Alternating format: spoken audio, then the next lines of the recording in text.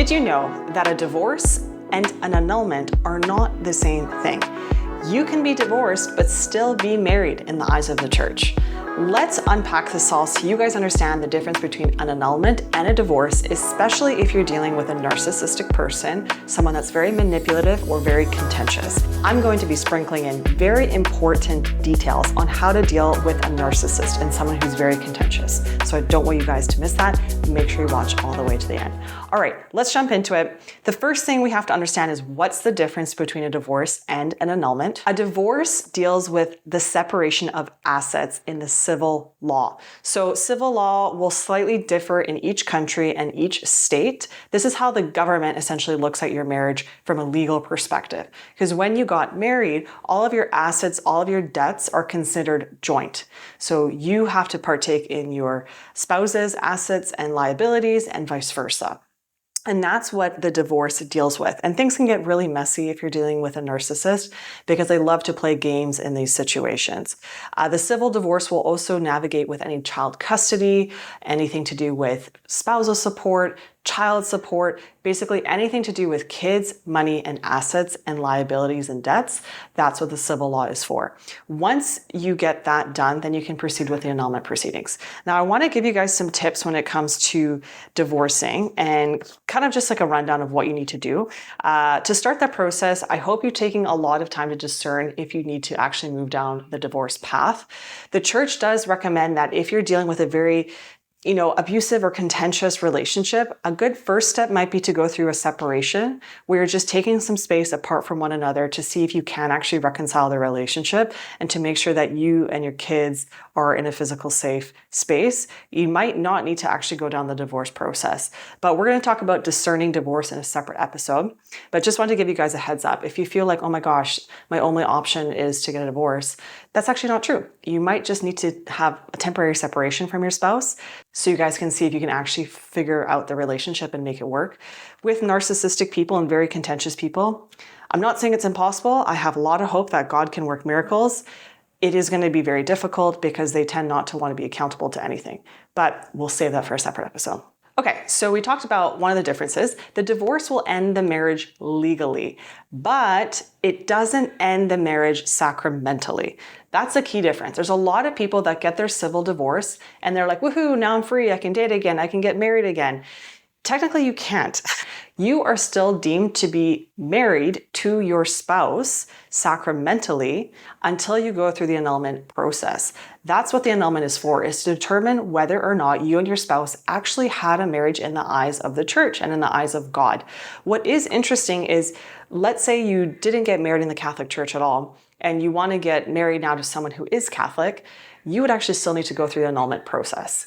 And I'd love to chat about that as well. We'll table that discussion. Lots of table discussions, but we want to stay focused on today's topic. Okay, so divorce is a separation of assets and liabilities. It splits property and debt. Annulment actually looks at the sacramental union. One quick thing I do want to just add about the divorce. How long does that take with someone who's very contentious and narcissistic? It's important to note that a divorce is going to be the battle of your life. It's going to take an incredibly long time. Narcissists are notorious for being very difficult litigants. They're going to say one thing, do another. They're going to be very difficult. They're going to make your life a living hell. And you can expect that it's going to take a long time. I've seen situations where it takes as quick as 1 year, upwards to 10 years plus. So I just want to prepare you guys mentally that you're going to be dealing with someone who is going to be very nasty to you. They're going to be very nasty to you and your children. They're going to use your children as pawns. They're not going to follow court orders. They're not going to play nice. They're going to delay the process. They're going to frustrate the process because for them, it's a game and they want to maintain power and control and they do not want to admit fault. To them, they can do no wrong. So they're going to blame you for everything and make up so many lies and really slander your character in the court systems. So it can be a lot. It's very draining and exhausting. But if you've discerned that process, do trust that the Lord is going to guide you through it if you do need to actually go that. All right, so let's debunk this whole annulment thing. A lot of people are like, oh, so annulment is a Catholic divorce. No, it's not. An annulment is not a Catholic divorce. An annulment looks at whether your marriage was actually valid, and in order for it to be valid, there had to be 4 things present. You had to enter the marriage at the time of your vows fully, freely, faithfully, and fruitfully.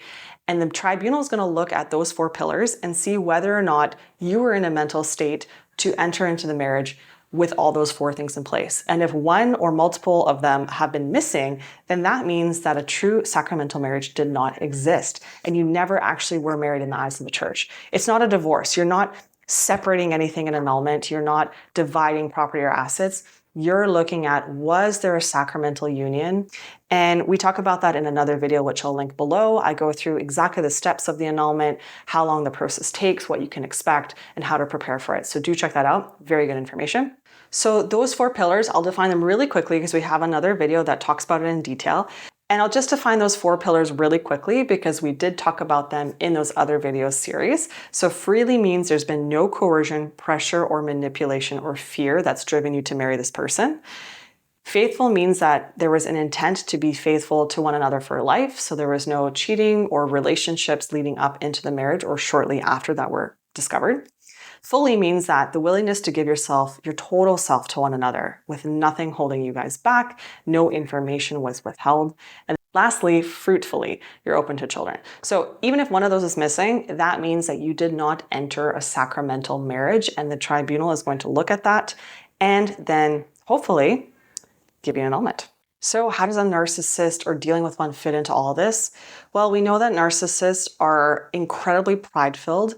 They tend to use people, they think that they can do no wrong, and they do not take accountability, and they can be incredibly manipulative and dangerous, especially in any sort of process where they can exploit the system against you.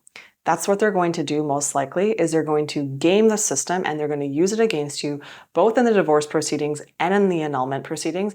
Their number one goal is going to be to slander your name, to make your life just utterly miserable and difficult, and to make you finally crack and just give up and give them what they want. There are certain things that you have to do if you're litigating against someone like that, and we'll make sure to discuss that at one point. But that's just a general overview. So I want to clarify, as we've discussed, annulment is not a Catholic divorce. It is looking at the sacramental union and determining whether there was a marriage at all from the start. And then a divorce is separation of assets and debts. Usually the divorce takes many years longer than the annulment process, which takes about 1 to 2 years. So in the next video, we're going to talk about how to actually prepare for the annulment and what you should do to get yourself ready for it, especially if you're dealing with someone who is coercive, manipulative, or narcissistic. So make sure to check that out. And we're going to have an amazing series on how to divorce narcissists, the steps you should take, and the mindset you should bring into it to know exactly what to do as a Catholic if you're dealing with this very contentious person. Those videos are going to be ready soon, so to make sure that you don't miss them, hit the subscribe button and press the notification on the bell. That way, anytime a video is posted to the series, you guys are going to be notified. That's it for today. Check out the next video and I'll see you soon.